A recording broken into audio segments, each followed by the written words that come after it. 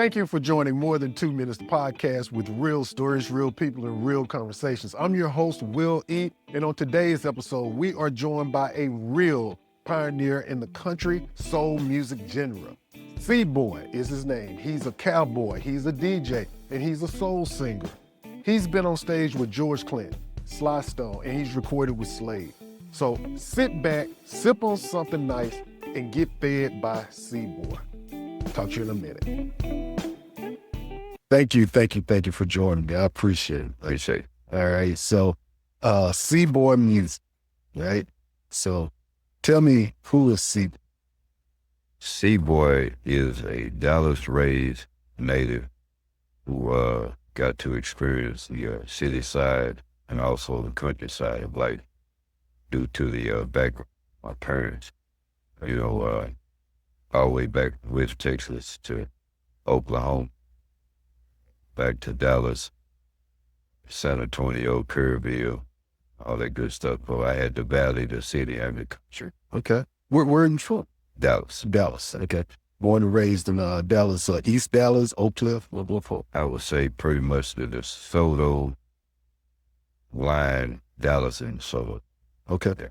All right. So being in Dallas, the Dallas DeSoto line, how in the world did a young man growing up in that space become a cowboy?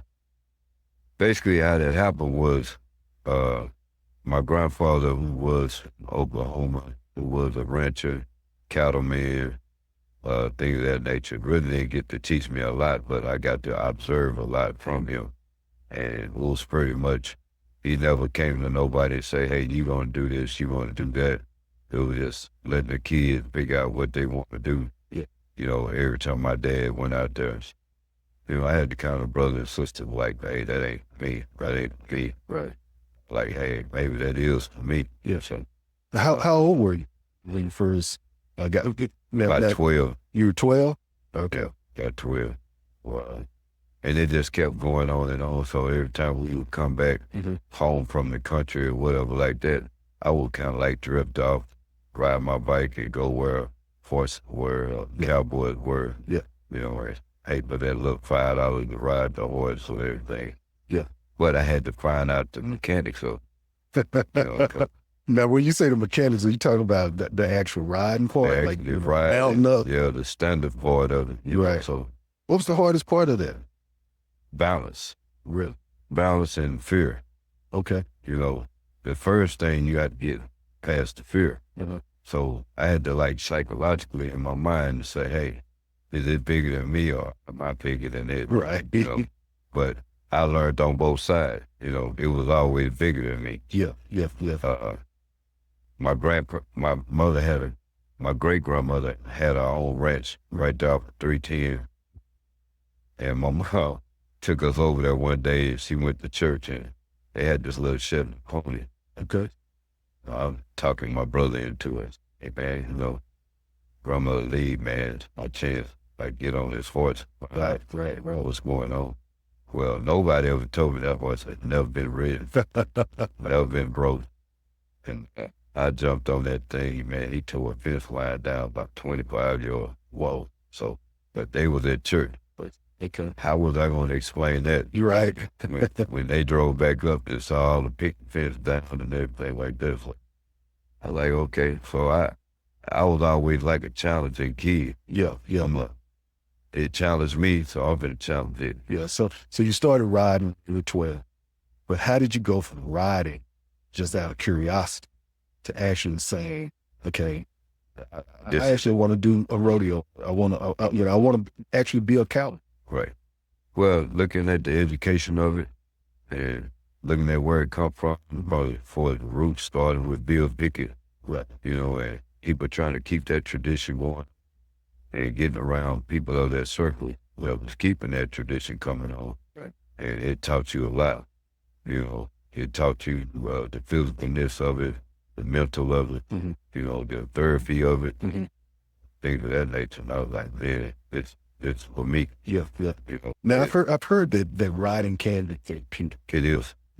Actually, I trained a lot, forces, Me and another guy named Chris, we had broke a lot of horses, trained a lot of horses to be for therapeutic, post-traumatic stress, autism, things of that nature. We got with certain programs that did that, and helping Girl Scouts get their badges for learning the anatomy of the horse, the standard of a horse, the care of a horse, uh, things of that nature. Okay.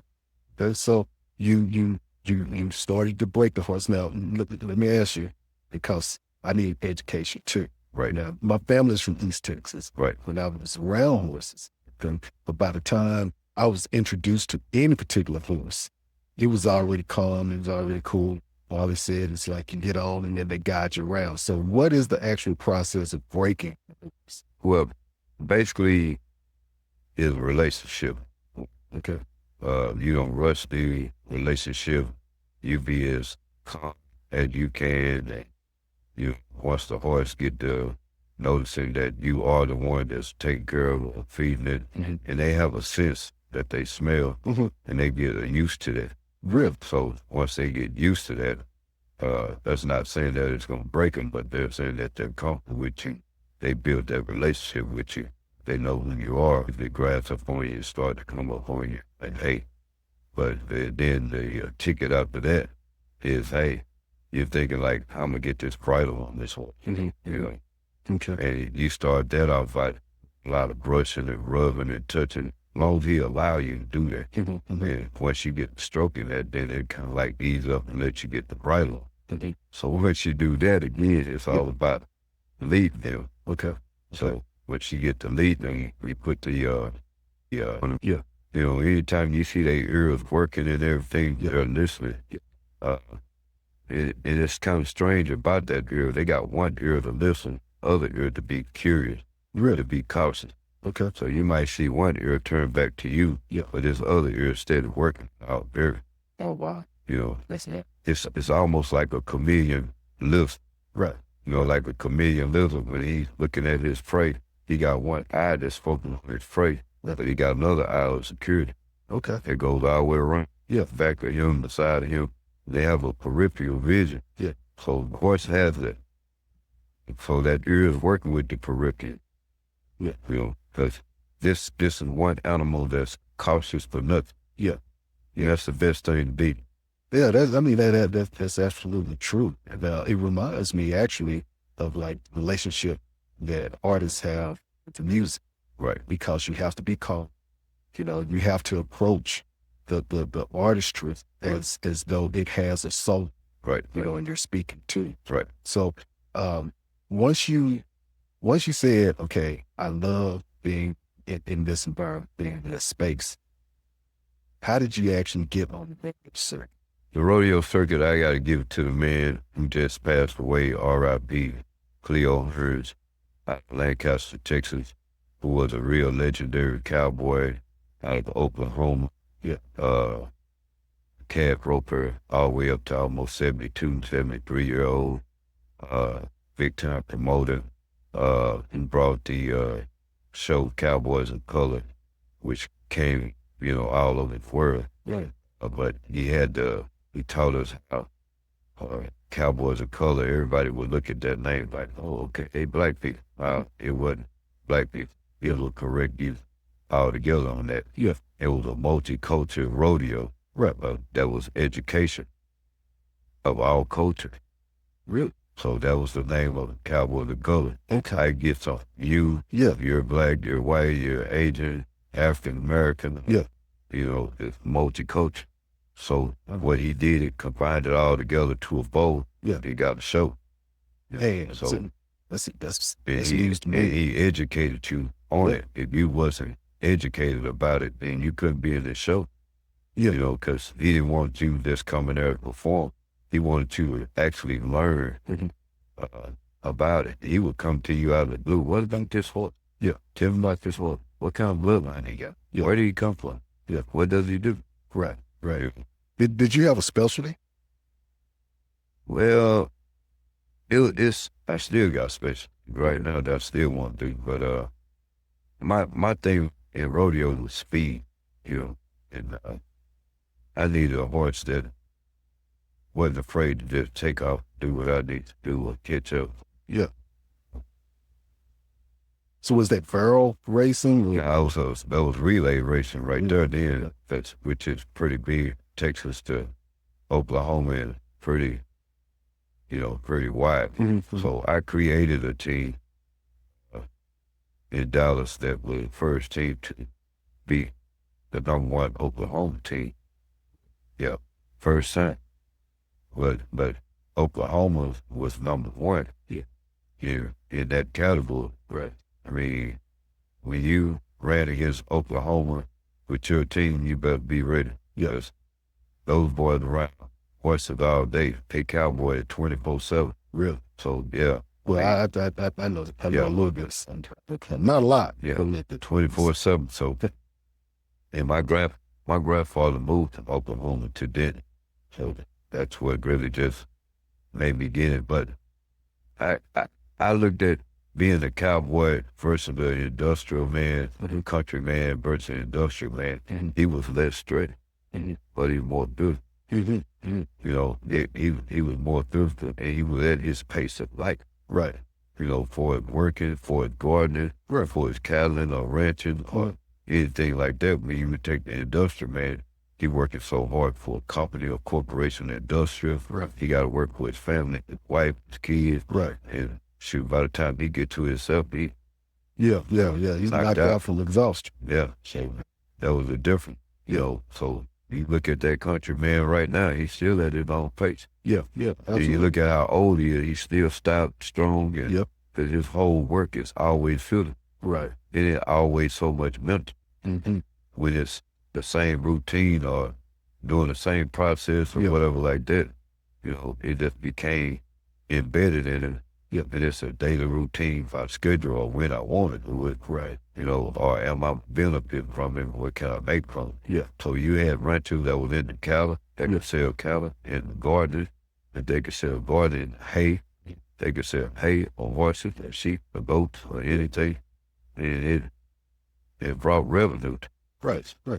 So in Texas, especially in Texas, you know, throughout Texas, everyone knows about State Fair with Texas, right? And it probably states that are around Texas, Louisiana, Oklahoma, Arkansas. And I know that you competed in the rodeos at the State Fair of Texas. So, tell me about the first time. First time was very fascinating because we had been rodeoing everywhere else, and we were like, man, State Fair. Like, and how old is that? Right. You know what I mean? And so when they told us how old it was, we were like, wow, man, what kind of dirt is it? You know, because some rodeos, they moved dirt out, they put new dirt in and everything. I mean, it was different places. So what's the deal with the dirt? I mean, is it?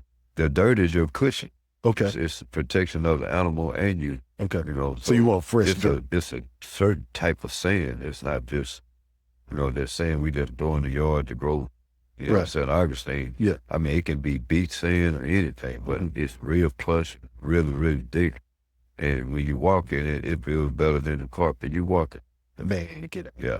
Really? Yeah. It's just that soft moisture that they keep it at, the temperature that they keep it at. Yeah. And the cleanliness. So, but on that note, the State Fair, it had a lot of history there. A lot of cowboys that made history from right there. That came from fishing, bull riders, calf ropers, barrel racing.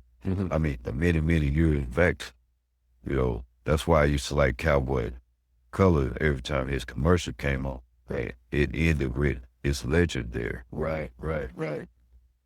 Okay, so you went from where you're still a cowboy, you still do rodeos, but you added something to your space, which is being a DJ. Right. So, man, tell me about that, Brian, because I've always wanted to be a DJ. I love music. You know, my background's in music. It can't music make. DJ was real simple to me. No. It was like, I mean, it was like elementary to me because simple reason, music and composing it, engineering was an artist. But when I saw DJ was all about time and BPMs and graphic. Right. It's a piece of cake. Yeah. Where's the first club you DJ? Man, you won't believe it's way back. City Lights. I remember City Lights. Then Members Only. I remember Members Only.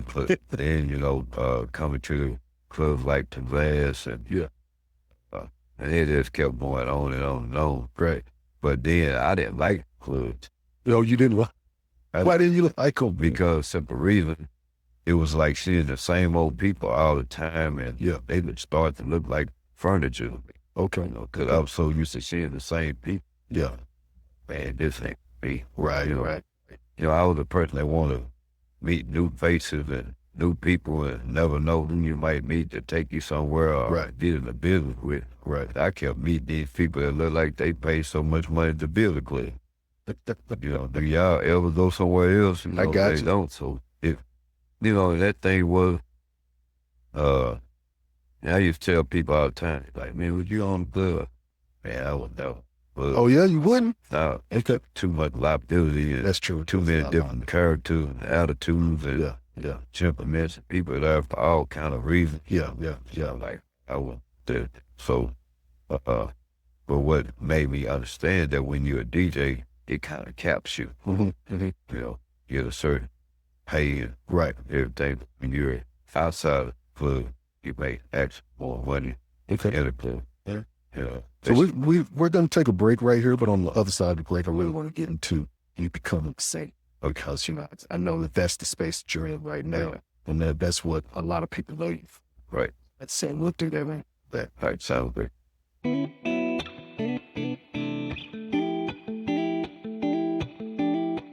So you're writing how you like to write. First of all, do you set the mood with the way the room is set up? Doesn't matter. Can you drive and record some lyrics? They come to your head, or do you have a more specific process? I think my mind, to creating to this still to act quiet. Okay. Come up with your theme or stop from that nature. You can come up with something that's gonna make sure that's something that's gonna be more reality instead of perception. Okay. I believe reality always wins. Right. And so I want to write like that. Okay. Something that we can relate to. Say yes. Yeah. And if I write it, it don't sound like that. Yeah. I probably got tablets stuff that I wrote. Still just that fit. Right. So when you go in to record, are you the one take artist, or do you like to piece it together, or are you one of those folks who you score if you're really not feeling like, let's start? I piece it together. I just try to make sure the drums don't be tight, right, like they should be. Right. No matter if it's gonna take an hour or two. Right. Make sure the chords and stuff is in line. Right. And that may change 3 or 4 times. Okay. 10, 11. Because the chord just ain't fitting that drum. Yeah. Or then I put the chords in, then the next thing you know, I got to go back and change the drum. Okay. Right. It's just how I engineer it with my mind. Yeah. And then try to listen to the tone of what I'm write to it. Because I don't know how I'm going to write to it. Yeah. I just go ahead and create it. I feel it. Okay. Yeah. Let me ask you this. I know that when I'm writing poetry, I always look at the words, once I read it, and I'm gonna ask myself, okay, is this real or is okay? Now sometimes it can be real good. Yeah. But what I mean by is it real or is it good? Is it something it's good music, or is it something real? Something that's from the soul, right? Because something that's from the soul, you might not get 2 million, 4 million views. But something that's good, you might end up getting 5. Yeah. And I gotta say, people like, I'm gonna say, Beyonce, hold it for it. Yeah. Everything was soul. Yeah. No matter what he's from. Right. And it was gonna always be reality. Right. Something that he relate to. Right. People grasp. Like, I've been loving you. Right. How long? Right. I'll tell you, too long. You know what I mean? Or, but he said, I can't stop now. Right. Then you keep on sitting on Dr. Bay and all that kind of stuff. You kind of relate to that, his contemplation mode of the relationship or how he felt about it or how sentimental it was to him. Right. Or the love, the romance, the time away, everything. And I was, man, he actually was my favorite artist. Really? Right today. Okay. More than anybody that's out there singing. Nice. So back then they didn't have engineers. They had to have real vocal. Right. They had engineered sound. Really some vocal. You either had it or you did. Yeah. You know. But how can you say you gonna engineer Aretha Franklin for Right. need it? Right. Stevie Wonder, you don't need. Right. Otis Redding, you don't need. Right. Right. So All you gotta do is just open the door and let them do their thing. and one person I know did. If he had an engineer in that stage, he wasn't gonna need it because he so loud. That was James Brown. That's the only man I know could take 2 words and make a whole song, though. Right. 3 words and make a whole song. Right. Get up, get on up. Now, do you know when it's gonna be a hit? That's what you don't know because it's way society is what people go through. It's got a hit because what people of their think and it just hit right on time. Yeah. You know, like one of the rap artists made the song "Get Me Through There." Yeah. And you just hear there, Right. Right. get me through there. Right. Get me through what? Get me through the day. Get me through the night. Right. Or get me through the work day. Right. You know? And Right. they just so it's hard to tell a hit. You know, I don't even think Quincy Jones of it. Yeah. If he just wrote it, and say, well, you can say it's a hit to you, Right. but you got a whole world to see if it's a hit to them. That's true. That's true. I know sometimes when I'm listening to music, there's something about it, and I don't know if it's the frequency of the music, if it's the way the person is riding the beat, you know, either singing, rapping, or exactly what it is. All right. So when you're performing, when you're looking at the audience and you see that they're vibing off what you're singing, do you play into that?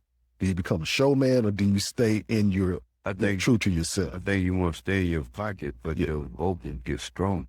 Yeah. You know, it get stronger and more precise. Right. You know, and everything. Yeah. Because sometimes you play off of the audience, you lose, you jump off rhythm, something like that. What they call it, as you've been a musician too, more drum, stay in the pocket. Yeah. You pretty much better than him, stay in the pocket. Right. You know, because, man, once you throw that drum off, everything else. See, I always tell people the most important person in the band is the drummer. Man. The drummer. Because the drummer. You know, they set the Tone. the tempo, the tone, Yeah. the vibe, the foundation. Yeah. Everything. Drum. He got a whole control of it. Yeah, absolutely. Yeah. So when we come back on the other side of the split, I want to get into some of the touring that if you got a good story, we'll have that on tap. But yeah, I think that'd be good. Right. What we got going on here, man? Man, some new songs on the album called Feel Good. Okay. What's the name of the album? Rooster. That's that. I like this, man. Got that soul in it. Yeah. Got a little bit of church music going on. You listen to the lyrics of it, it's real positive. All right. You know, talking about your good days, your bad days. You know, so I was just sitting around one day and just wrote this song. Yeah. You hear a little bit of the lyrics, you will see what I'm saying. Okay. Check it out a little bit. Every day is sunny, sometimes it rains, sometimes you feel real good, sometimes you pray, so take a look around, and you smile for me. You know where you come from, the side of the train. It's a party going on. All right, man. Let's go and have some fun. Shake a leg or two until the morning comes. Don't it feel good? All right, we see now. We getting ready to have a party up in here, man. We getting ready to have a party in here. Yeah, don't it feel right? Yeah. All right. Go ahead and take that down, son. Yeah, so let's talk about your creative process, man. Right. So when you sit down to write a song, what's the objective, first of all? Number one, it just according to how the vibe feel that day. Mm-hmm. Probably something I've seen or experienced, or Okay. that's like don't it feel good? Song that just went out. Yeah. It was just telling the person don't be so downcast. Okay. Because you're here, Right. you're living. Yeah. Don't it feel good to know that you can do this and do that? Right. Your eyes open. Yeah. So let's not be downcast about it. Let's feel good about the day. No matter Right. what's in the day, Right. let's feel good. 'Cause Yeah. somebody will want to have that day that can't have it no more. Yeah. So you need to feel good about it. Yeah. Yeah. I remember when I was going through all my health challenges, man, Right. and you come by the house, and that's one of the messages that you would always put out. Right. It's like, hey, yeah, you may not feel good right now, but tomorrow you're gonna feel better tomorrow. You feel better. Yeah. And so it was always a positive message. And I would always pray for you too. Yeah, and I appreciate that, man. I appreciate that. And you said when you get better. No, you said when you're better, then we'll sit down, we'll have a conversation. Yeah. Here we are. Here we are. So Thank that's God. a blessing, man. That is a blessing. Thank God. So, in listening to the song, it had elements of soul, Right. It had elements of gospel, it had R&B, Right. and blues. That's a lot to have in With a some little music. bit of hip hop. With a little bit of hip hop. Yeah. That's a lot to have in a song, man. Yeah. So did you do the music and the lyrics, or only the lyrics? Yeah, I did some of the music. Then that song there. Let me see one of my other producers that put in with that. That's Louis Soul. Okay. Yeah, so Louis Soul is a good Southern soul artist. Producer too. But Okay. kind of put a head together, two and one. So hey man, let me get this out. Right. And the name of the project is Seaboy Rooster. Rooster. Okay. Yeah. Now, why Seaboy Rooster? The name is Seaboy, but the name Seaboy, which is me, but Rooster is the title of the album all by itself. And how I came across on the Rooster thing, I just saw how dominant he was. Mm-hmm. Whatever he wanted, he went out and got it. For his hens. Mm-hmm. No matter how rebellious that hen was, or didn't want to mess with him. So men go through that right today. Right. It'd be consistent. Yeah. If he wanted that woman, he just wouldn't stop. Okay. He tried to make her like him some kind of way. If it's like today, Valentine, he's out right now being a rooster. Right. He's trying to do everything he can to make that hen say, yeah, okay, I give in. So basically what you're saying is that we could rename Valentine's Day to Rooster Day? Even there, Rooster Day. 'Cause all the roosters are running around, and that hen is smiling about it like, Right. I didn't know you had this in you. Right. I didn't know you was a man of that caliber. I didn't know you was romantic. I didn't Right. know, you had words like this. Right. Oh, baby, I love you. That type of stuff. So, Okay, I got you. So, Before we get into, go deeper into the music. right. Okay, so I know Seaboy, that's your name, that's your logo, that's your brand, that's your everything. Yeah. So tell me about that. Basically the name Cowboy came from cowboy. Yeah. It came from being in the country boy. Yeah. It came in being city boy. Yeah. It came into being Shawnee boy. Yeah. Stuff like that. So Yeah. my grandmother was like Shawnee boy. Yeah. So all the fellas and everybody see me doing certain things. Oh, that's old city boy. Yeah. Oh, that's old country boy. Right. Oh, that's old cowboy. Yeah. Because Man. you live in the best of all worlds, Yeah, right? but the thing was, when I was DJing, I was like, man, I'm not DJ C boy. I'm DJ with a C. Right. They like, well, why you do that? Because C boy is an artist name. Yeah. I don't want that with my DJ name. Right. So I done made all kind of advertising and everything for DJ, Yeah. and they still would come up and say, DJ Cowboy, DJ C Boy. I was like, oh man, so everything else was relevant. So I just got comfortable with it. So okay, Cool. let's go with it. But it's been out there a pretty good while. And the background of it is just, man, it's fascinating. That's cool. Worth it. So What are some of the influences? What was some of the inspiration? My inspiration, man, the first time I started was the legendary Funkadelic George Clinton. Really? Came and got me, Okay. you know. Rest in peace. Just died February 1st. Legendary Steve Washington, who was with the group Slave, helped create the other group Aura, took us in under his wing. Right. Let me do some writing with him, some producing with him. Nice. And we on a subsidiary record label that was on with Warner Brothers and stuff like that. So, you know, they have these subsidiary companies where they still belong to other record companies, yet they're on. And they would just want to try to put other artists on there, especially when they had mass artists. They would put them on subsidiary record labels, but they still own. Right. Yeah, I actually lived a version of that with my cousin, way back in the day when RCA was doing their thing. Yeah. So they had all other different labels. You're like, that's RCA too? Yeah, that's RCA. You know, but you would tell people, oh man, I'm on Warner Brothers. They're like, no, you're not. Yeah. Well, you don't really know, but we know. We you know. Right. And then Slave, which is a group Slide, the group Slide. So they came up with their own record label. Yeah. They like, man, we gonna put Cowboy and them on this label. Right. So we went on that label too. That became fascinated, but we was a different type of group that was going to be on, that had a positive message, that had punk with it, R&B, and hip-hop. So those are the ingredients. Right. Coming with a guy that's out of Kimball High School by the name of Roger Gray. Okay. You know, man, it just turned things around. I was in the cowboy world, he was in the basketball world. Yeah.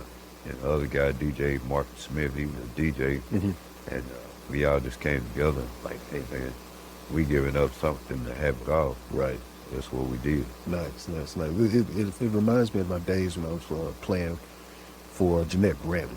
And I got a chance to sit in with some other cats. I did some time backing up Roy Hargrove, rest in peace. And it's amazing when you are on stage. Right. And, you know, it's right before the first note and you have this exhilaration, right? So I want to ask you about that. When you hit the stage, first of all, do you have a routine that you go through before you go on stage? Basically, me is getting adapted to the energy and knowing, it's like DJing almost. You got to look at the crowd and kind of feel the crowd and know how you want to approach the crowd. Yeah. You don't want to come out too hype. You want to come out just right. Right. I learned that from Johnny Taylor, man. Yeah. You know, I got to be around him. I worked it with Butchie Boy Records.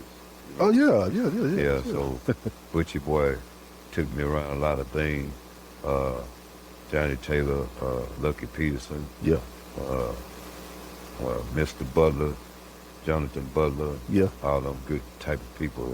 And it just kept inspiring. That's who actually taught me how to engineer with Butch Farnham. You know, because he was so busy taking care of all kind of other business. So he like, hey man, Johnny Taylor song, man, do some engineering on Let Me Ride Sound. Right. Boom. Right. A lot of people didn't know it, but he knew it. Yeah. You know, then that went from that notion. And then I also got to be around another guy that's out of Dallas named Curve Simone. Okay.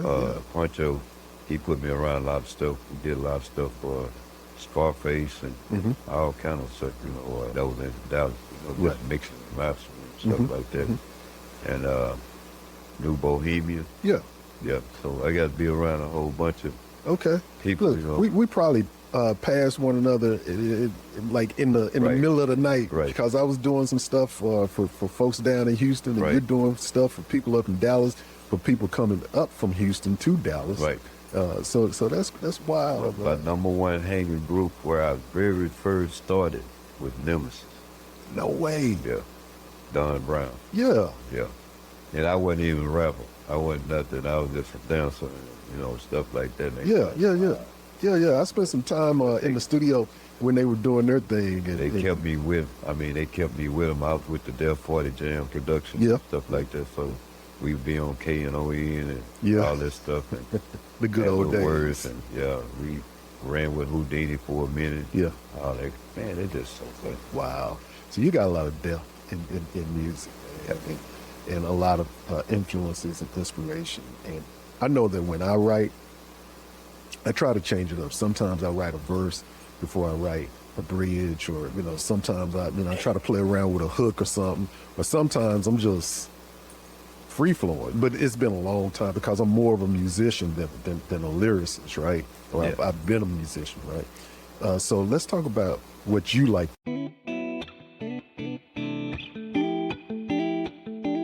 So I know I keep going back to the therapeutic, part of being a singer-songwriter, right?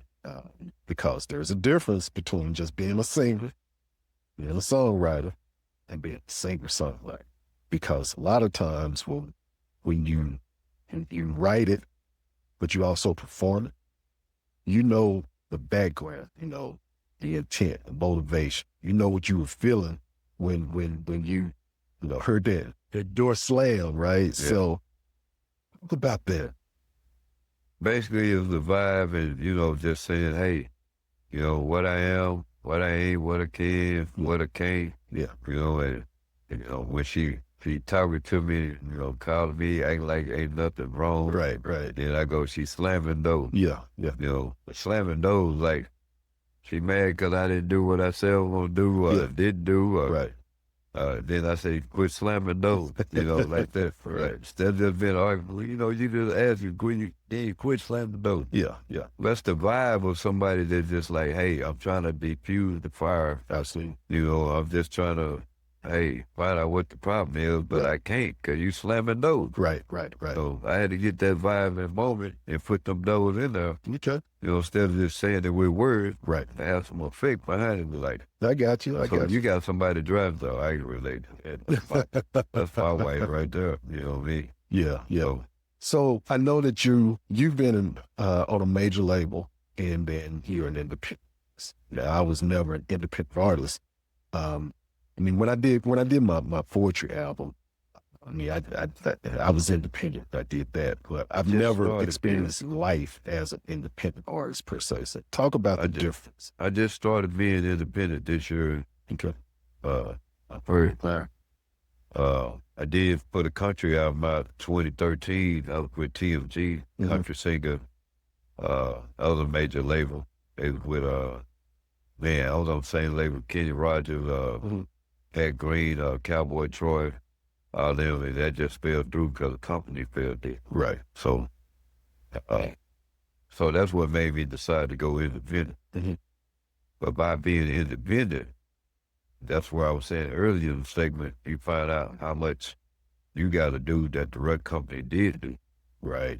But when you become independent, you got to look at putting your own music out, producing your own music, or getting your music engineered. Right. You got to look at marketing. Right. You got to look at branding. You got to look at strategy. Yeah. You got to look at promotion. Yeah. And then trying to get yourself out there. Yeah. And you got to take some low balls before you get high balls. Yeah. Yeah. And that's pretty much what I'm doing right now. I'm taking low balls right now to get the high balls. Yeah. But I always believe in my mindset that is made last shall be made first. Yeah. Absolutely. So I don't care about who I already up and doing this everything. I know I got a different flavor, different tone, different mindset. Yeah. And it's gonna come to fruition. Absolutely.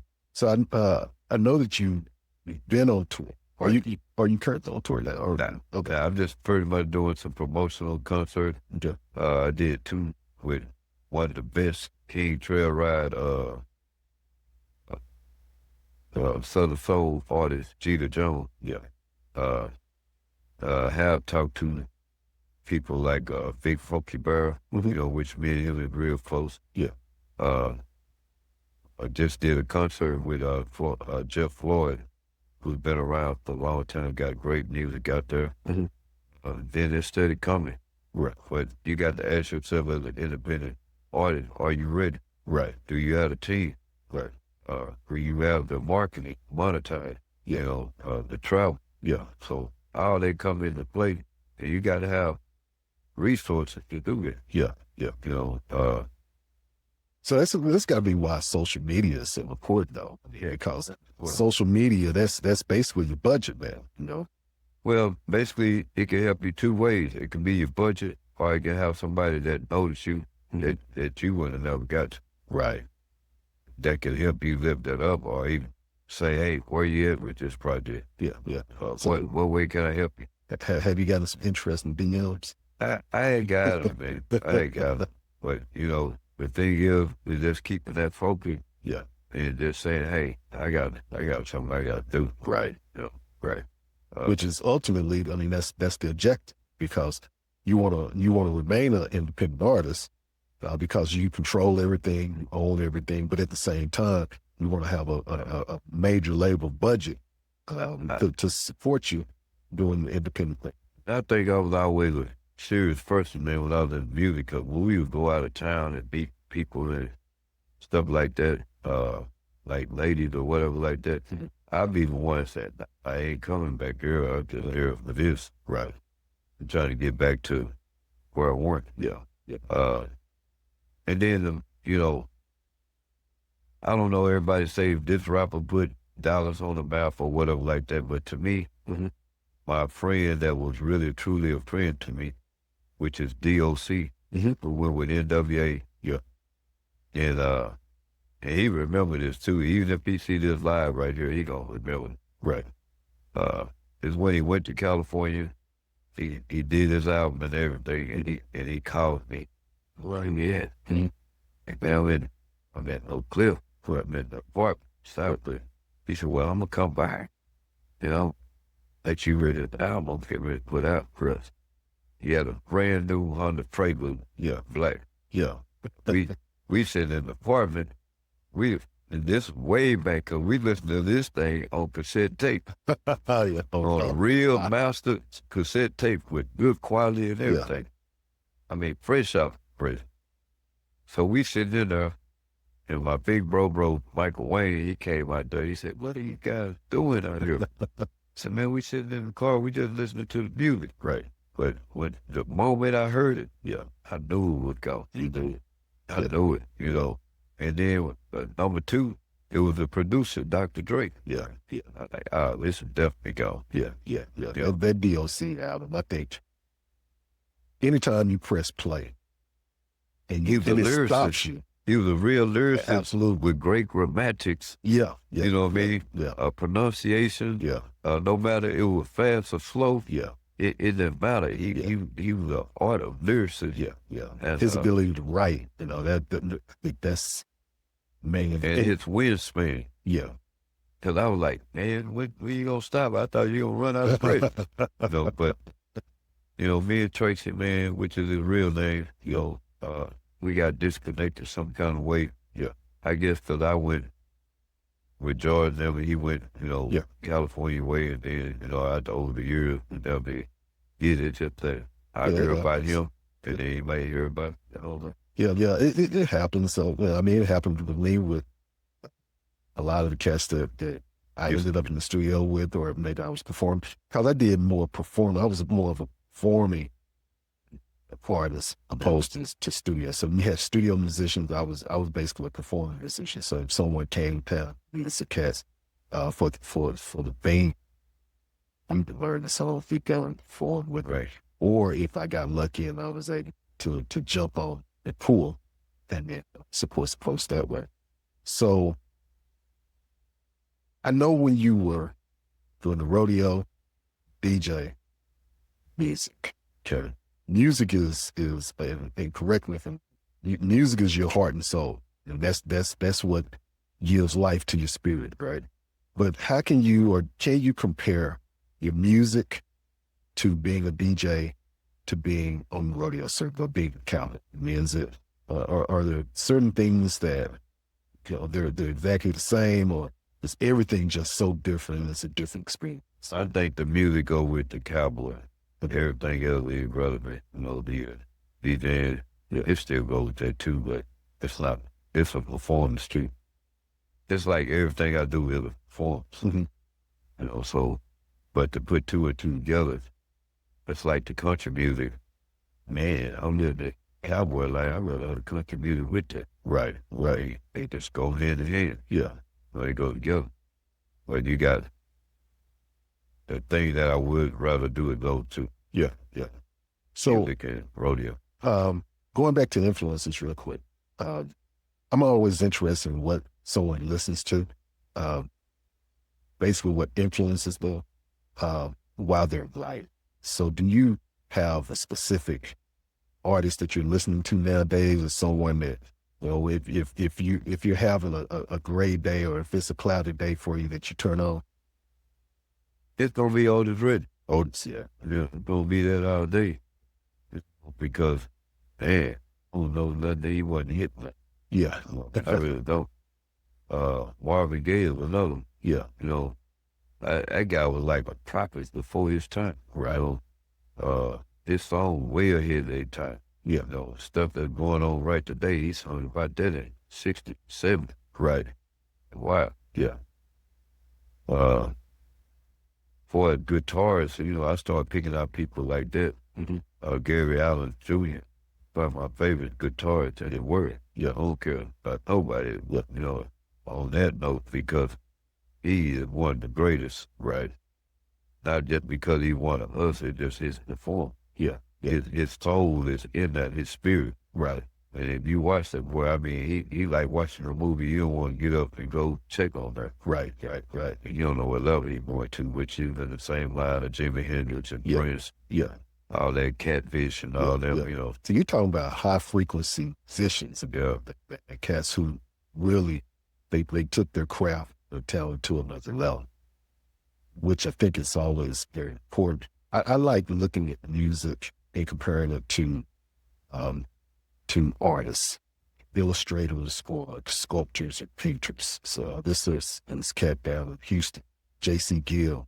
And I like how he puts things on a different level. Yeah. So thank you, man, for coming out and hanging out with me more than 2 minutes. Look, it's a rainy day. It's Rooster Day, but I definitely appreciate you coming and hanging out. Now I do have I have a couple of questions. One, how you like your tea? Man, it's great. Great taste lemonade. Yeah, we got this from Greenhouse. Yes, it's Greenhouse Lounge and Wellness Center here in DeSoto. It's Mystic Punch. So you might, when you're driving home, you're probably going to write a nice song for Miss T. Yeah. So, but Life Is All I Need. I know it's a very important song, Right. and I know that being a cowboy, being a DJ, being a recording artist, but more than that, man, you're someone who is positive, faith-driven. You are putting your name on the map while helping others, paying it forward. Right. So, Life Is All I Need. Tell me about it. Life is all I need is about a cowboy when he gets old and try to have a good relationship with his wife. And all of a sudden his wife expires and, he gives up rodeo and it's just him and the dog and, things like that nature. And then he done had everything in life. He got everything in life. He talks about the spring that his wife built, this flower bed that she built. It never died. We never had to do nothing to it, cultivate it. It always come back up. Memory. You asked him if anything you need, he said, life is all I need. Because he done had it. Yeah. And this is probably could be my theme song. I love it. I want to hear some of it. So I'll be glad to sing it, man. All right, Cleo, thanks. This country. So y'all look forward to it coming out. I like country. Country is different from the soul. Get it?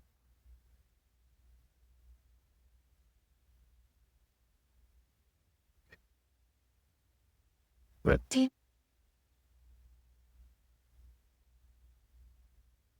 I'm so bad, you know.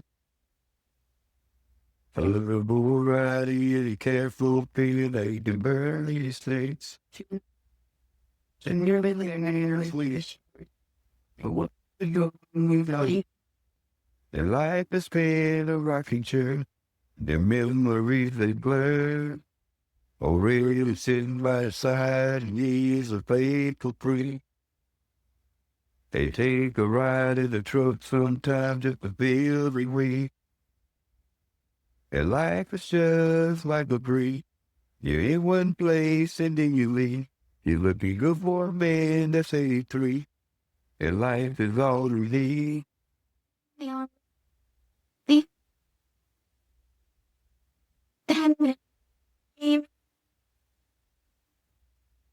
Life is all you need. All you need. Life is all you need. The way you talk about his relationship right here, what's this? His drinking days are gone, now it's just some country tea. Yeah. His other half is gone at the age of 63. And she still makes him smile. The things she did around the house. Love was strong without a doubt. And love goes for miles. The flower bed she made, he said that is beautiful. And when the spring comes around, he said that it's meaningful. He said, God is all he needs. He wiped the tears away from me. He gave me life and let me be. Now life is all I need. Thanks, man. Yeah. I really appreciate you coming out, hanging out with us, man. Yeah, Exactly what we need. Yeah. We need more brothers who are, singing from the soul. Oh, yeah. Giving something back, being all positive. Yeah. So once again, And the before I forget, run down your socials because people definitely need to, seek you out, follow you, like the music, do it. So my can we find you? My biggest social right now, which I've been sticking with, is TikTok. Okay. Instagram, YouTube, but TikTok. What's your handle on TikTok? C-Boy Music. Okay. Music is spelled with a Z instead of an S. Okay, so it's C-Boy M-U-Z-S. Okay. And what about Instagram? Instagram is DJ with a C. Okay. And if they want to get your music anywhere? It's on all platforms, Spotify, Apple, Shazam, Diesel, any platform that's out there. You just have to put in C-Boy, just like it's spelled, and space Rooster, and we get the whole album. And the album's on YouTube, right? Yeah, okay. on YouTube. And this song that we're listening to right now, is this on the old album or the new album? It's on the old album, but it's been revised, remixed, a little up more tempo. That's what we're working on now. After I get the Southern Soul planted down to the ground, right? I want to be able to be in two genres. Right. Right. People say it's pretty hard to do. I said, well, let me try it. Right.